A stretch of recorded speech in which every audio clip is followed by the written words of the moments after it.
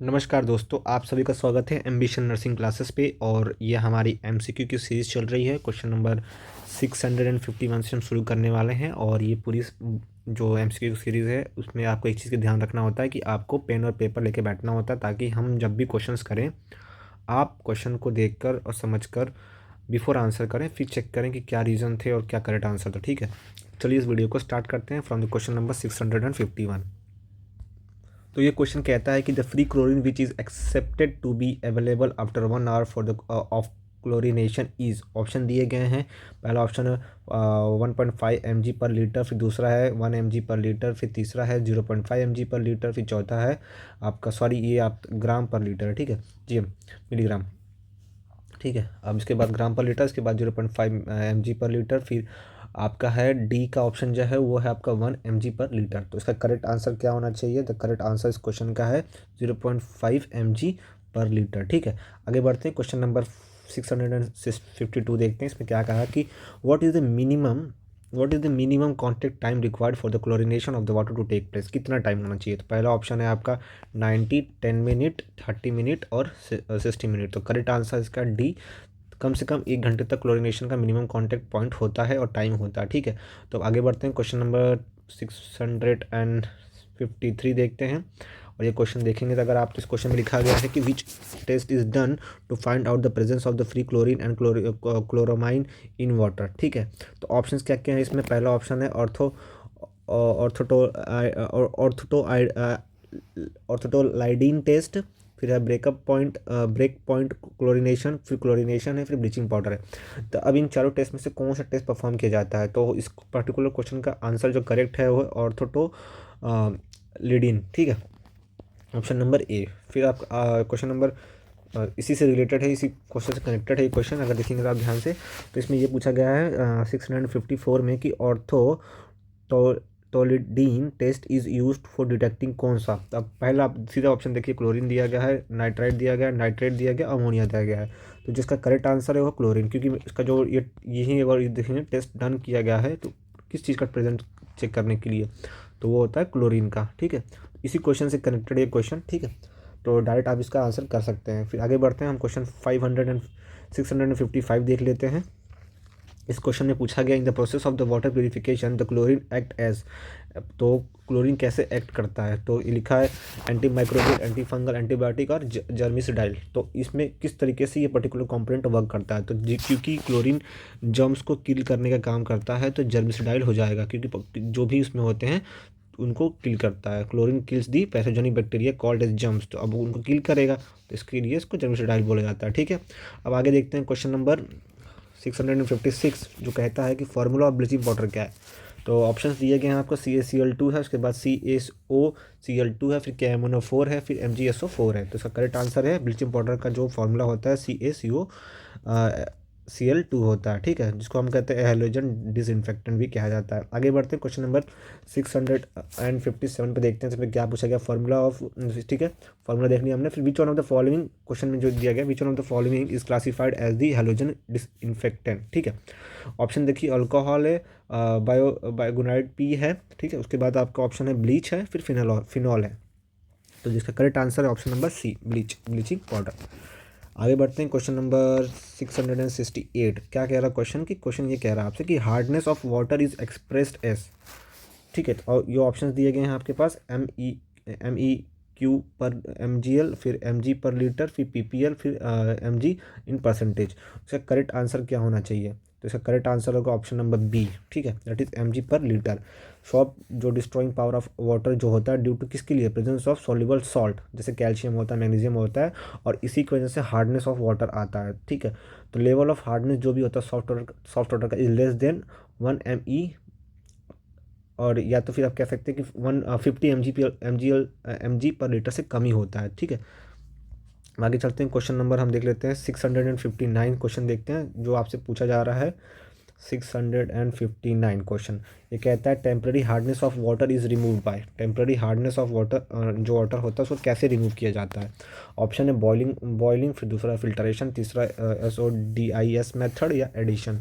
तो सबसे simple method होता है बॉइलिंग, ठीक है। बॉइलिंग के तरीके से इसको रिमूव किया जाए। बॉइलिंग से क्या होता है कि जो भी सॉल्ट्स एंड मटेरियल्स होते हैं प्रेसिपिटेट हो जाते हैं और कंपोनेंट बन गए, ठीक है। आगे चलते हैं, क्वेश्चन नंबर 660 देखते हैं। The temporary hardness of water is due to presence of किसकी वजह से, कैल्शियम क्लोराइड की वजह से होता है, कैल्शियम बाइकार्बोनेट की वजह से होता है, या मैग्नीशियम सल्फेट की वजह से होता है, या कैल्शियम सल्फेट की वजह से होता है। तो आपको इस पर्टिकुलर क्वेश्चन का आंसर बताना है, ठीक है। तो इसका अगर देखेंगे करेक्ट आंसर है option number B, calcium bicarbonate की वजह से होता है, ठीक है। वो क्या देता है आपको, टेम्पररी हार्डनेस देता है, ठीक है। आगे वाले क्वेश्चंस में भी ये क्वेश्चंस सब इस्तेमाल हो सकते हैं, ठीक है। तो नोट्स बना लीजिएगा इस चीज़ का पर्टिकुलर किस वजह से टेम्पररी हार्डनेस होता है, कैल्शियम बाइकार्बोनेट की वजह से होता है, ठीक है।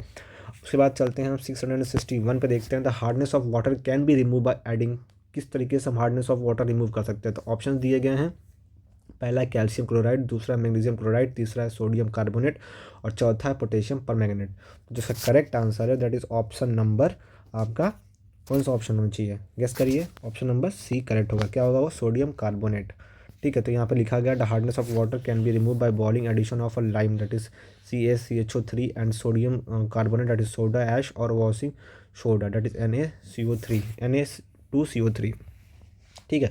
अब आगे क्वेश्चन जो है वो ये कह रहा है आपसे कि question number 662 which says that permanent hardness of water can be remove by adding, permanent, temporary की बात नहीं कर रहे हैं। तो पहला ऑप्शन है वॉशिंग सोडा, दूसरा ऑप्शन है आपके पास ब्लीचिंग पाउडर, तीसरा है क्लोरीन, चौथा है पोटेशियम परमैंगनेट। तो इसका करेक्ट आंसर है option number A that is washing soda. आगे चलते हैं 663 देखते हैं। इसमें लिखा गया oxidation pond is a method use for, पहला ऑप्शन है सीवेज ट्रीटमेंट, दूसरा ऑप्शन है प्यूरिफिकेशन ऑफ वाटर, तीसरा ऑप्शन है disposal of house hold solids, ठीक है। और उसके बाद, ठीक है,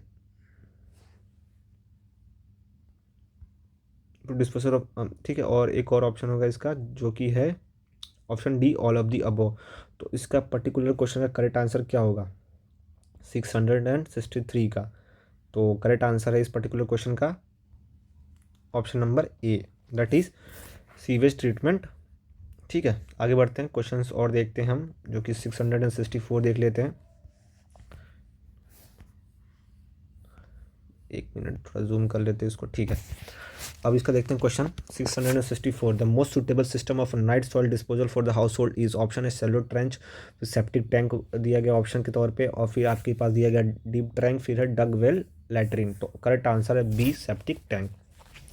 वो एक टाइप का जिसमें आप सीवेज वेस्ट को डिस्पोजल को कलेक्ट करते हैं, फिर उसमें हम क्या करते हैं, सुटेबल करते हैं night disposal for house hold and small group of family. उसमें स्लज आते हैं, सॉलिड वेस्ट बेसिकली, ठीक है।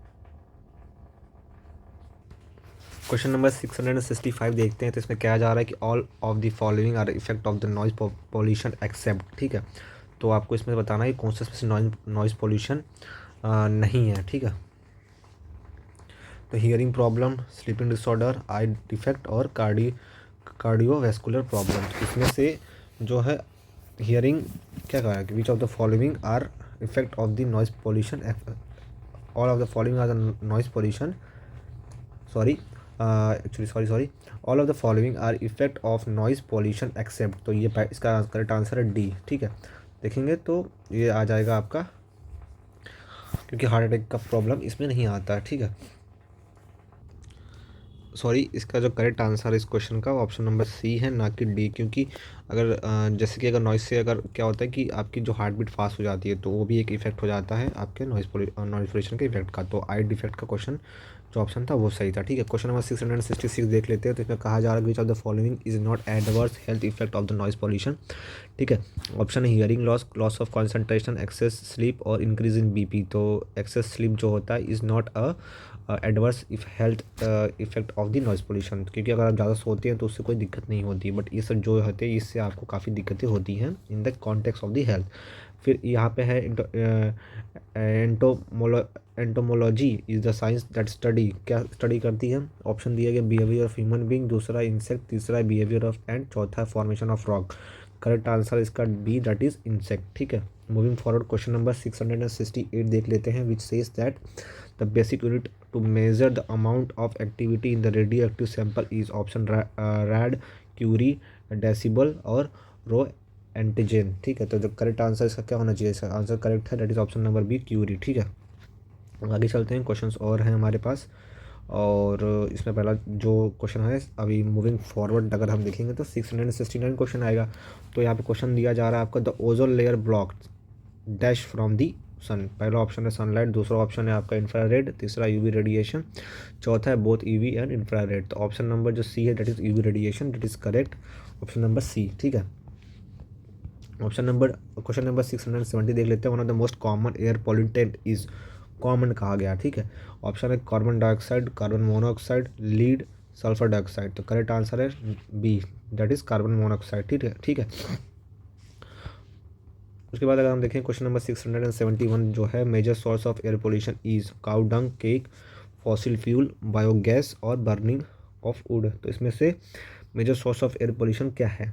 ठीक है, तो ऑप्शन बी है जो fossil fuel is the correct answer, is a major source of air pollution. आगे बढ़ते हैं, क्वेश्चन नंबर 672 देखते हैं। The name the gas that causes global warming. Name करना है कि जो गैस ग्लोबल वार्मिंग कॉज करती है। ठीक है, यहाँ पे है sulphur dioxide, carbon monoxide, nitrogen oxide और कार्बन डाइऑक्साइड। तो करेक्ट आंसर क्या होगा इसका, करेक्ट आंसर होगा इसका विच कॉजेज ग्लोबल वार्मिंग। तो एक option number D is correct, that is carbon dioxide. Global warming means that effect of increasing level of green house gases. तो green house gases की बढ़ने की वजह से जो ग्लोबल वार्मिंग होती है, और मेनली कार्बन डाइऑक्साइड होता है, that increase the temperature of the earth. Other green house gases are water vapour, methane, nitrogen oxide, ozone and CFC। ठीक है, और देख लेते हैं क्वेश्चन नंबर 673। तो ये कहता है which of the following gas is not a part of a green house gas. तो इसे जो ग्रीन हाउस गैस का पार्ट नहीं है। तो ऑप्शन है carbon monoxide, nitrogen oxide, methane और ऑक्सीजन। तो अगर आप इस क्वेश्चन का आंसर करना चाहें तो अगर करेक्ट आंसर इसका क्या होगा, option number C, that is oxygen, क्योंकि ये तो एक इंपॉर्टेंट गैस है ना, कि ये तो ग्रीन हाउस गैस में आता नहीं है, तो नॉट पूछा है यहाँ पे। आगे चलते हैं, 674 क्वेश्चन देखते हैं।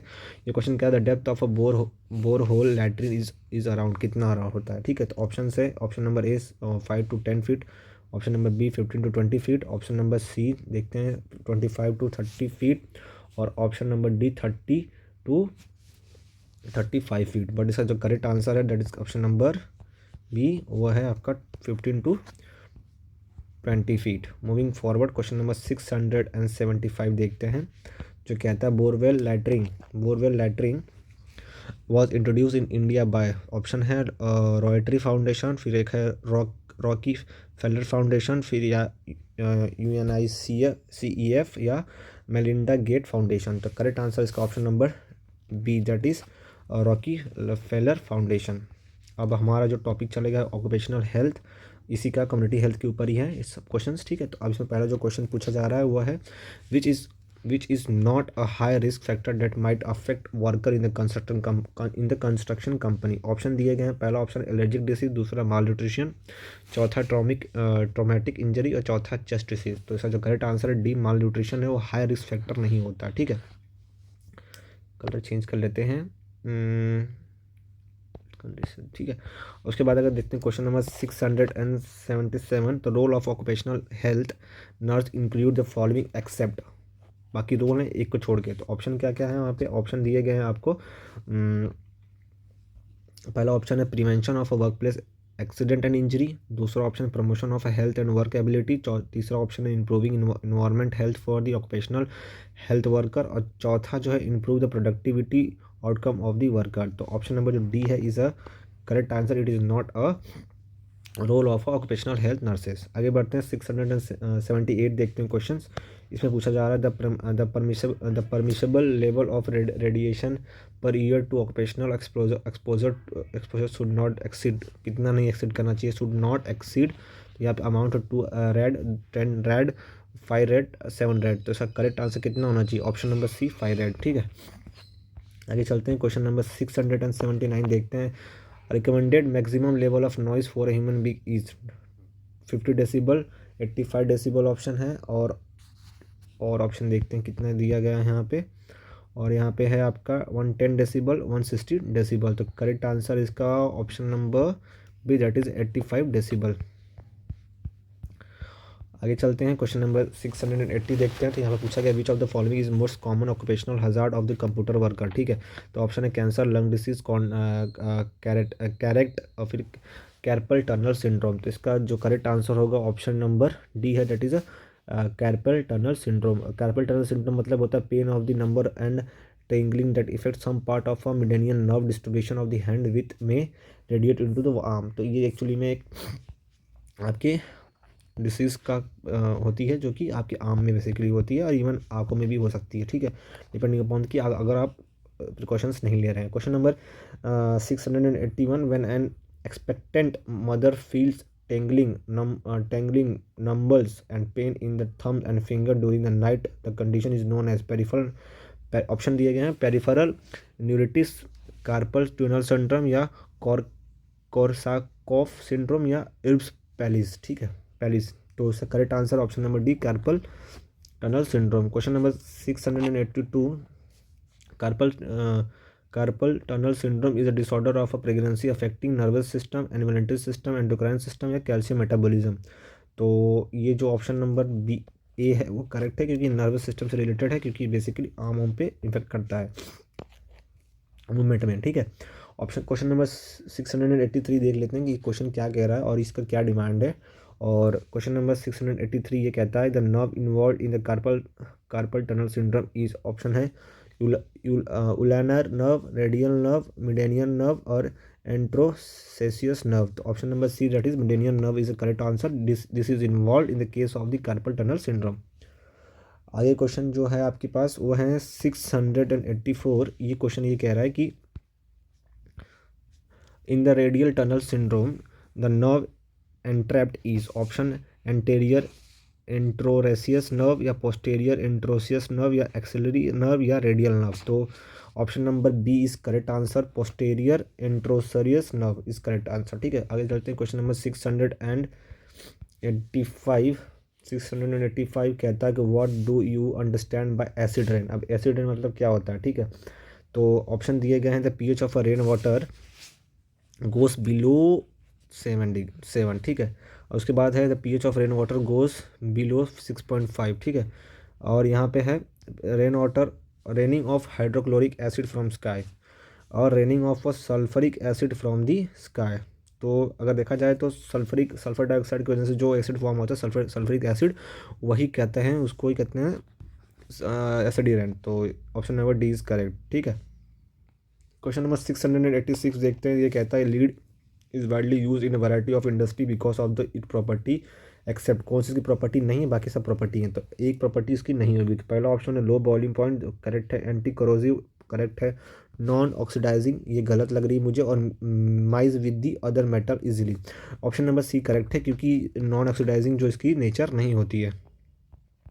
क्वेश्चन नंबर 687 देखते हैं। Primarily which people suffer more with the silicosis disease, option occupational worker, फिर सेडेंट्री वर्कर, फिर हेल्थ वर्कर, फिर mechanical worker. Option number A is correct क्योंकि ऑक्यूपेशनल वर्कर जो होते हैं ज़्यादातर सफ़र करते हैं सिलोसियस डिसीज से। क्वेश्चन नंबर 688 देखते हैं। यहाँ पे inhalation of a cotton fibre dust over a long period of a time को क्या कहते हैं, इसका ऑप्शन क्या कहते हैं।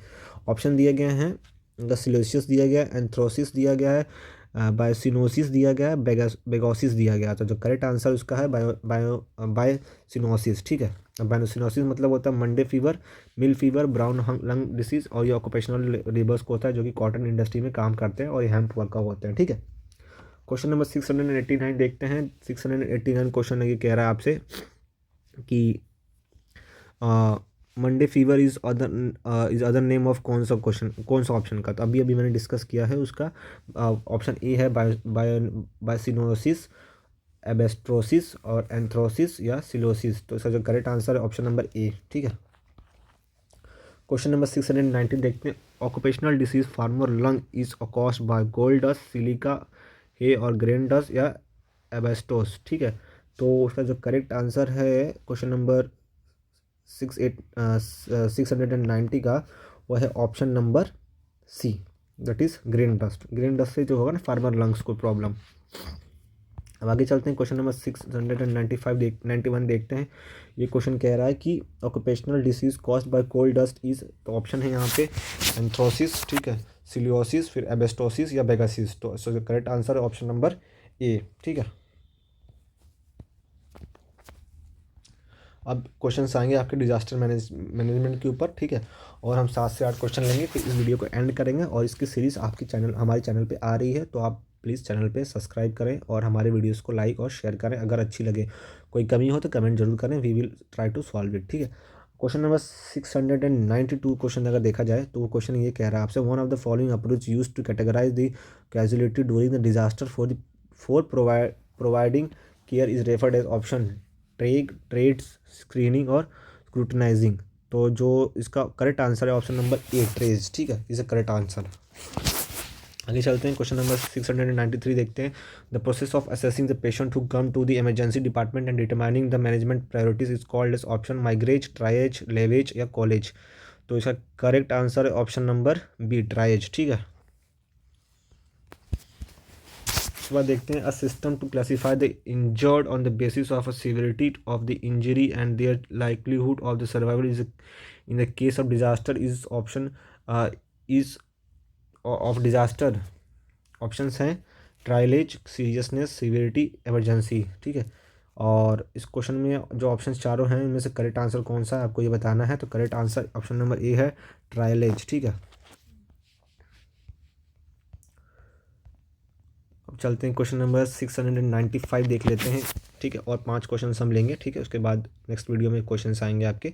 तो यहाँ पे जो ऑप्शन दिया गया है, सॉरी क्वेश्चन दिया गया, the correct colour code triage system of disaster patient are as under, yellow colour critically ill, blue colour minor injury, white colour dead patient और ग्रीन कलर माइनर इंजरी, ठीक है। तो इसमें जो डी ऑप्शन है वो करेक्ट है, वो करेक्टली मैच्ड है, ठीक है। और यहाँ पे वो कलर के बारे में दिया गया डिटेल में, तो आप इसको देख सकते हैं, इसका स्क्रीनशॉट ले लीजिएगा, ठीक है, इंपॉर्टेंट है और क्वेश्चंस इस पे आते रहते हैं, ठीक है। आगे चलते हैं, क्वेश्चन नंबर 696 देखते हैं। तो the colour used for the tagging a dead body, तो इसका ऑप्शंस दिए गए हैं रेड, ब्लैक, येलो, ग्रीन। तो ऑप्शन जो करेक्ट है इसका ऑप्शन नंबर बी, ब्लैक। 697 इसमें इन ट्राइग येलो कलर इंडिकेट और इमरजेंट, अर्जेंट, नॉन अर्जेंट और डेड। तो इसमें इमरजेंट जो ऑप्शन है वो करेक्ट आंसर है, ठीक है, इस क्वेश्चन का। क्वेश्चन नंबर 698 देखते हैं, इन ट्राइज येलो कलर डिनोट्स, क्या डिनोट करता है येलो कलर। आपको अभी ये जो कलर कोड ऊपर था उसी के बेसिस पे क्वेश्चन है। तो ऑप्शन से immediate life threatening, non life threatening, less critically injured, most critically injured. तो जो ऑप्शन नंबर सी है वो करेक्ट है, लेस क्रिटिकली इंजर्ड। 699 देखते हैं। 699 कहता है, which is considered as a internal disaster, patient fall, the massive spread of pneumonia, a computer hacking episode और unexpected staff absence due to illness, ठीक है। तो जो इस क्वेश्चन का करेक्ट आंसर है option number D. Question number 700 जो कि लास्ट क्वेश्चन होगा इस वीडियो का, ये कह रहा क्वेश्चन आपसे ये कह रहा है कि which of the following principle guide nurses priorities at disaster caused by a collapse during an in an earthquake. पहला है option a hemorrhage, necessity immediate care to the save most life more. दूसरा है दोस्त requiring minimal care are treated first so that they can help others, ठीक है। उसके बाद option है आपका सी, जेक, वो कहता है कि दोस्त with the head injury are treated first so that they care more complex. उसके बाद है आपका चिल्ड्रन, लास्ट ऑप्शन है the children should get highest priority because they have the greatest life expectancy. तो जो इसका करेक्ट आंसर है option number A. Option number A क्या है, the hemorrhage necessity immediate hemorrhage necessity immediate care to the save most of the life. तो ये ज़्यादा important होता है, ठीक है। फिलहाल के लिए इतना ही। Thank you so much for watching our video. Thank you so much guys.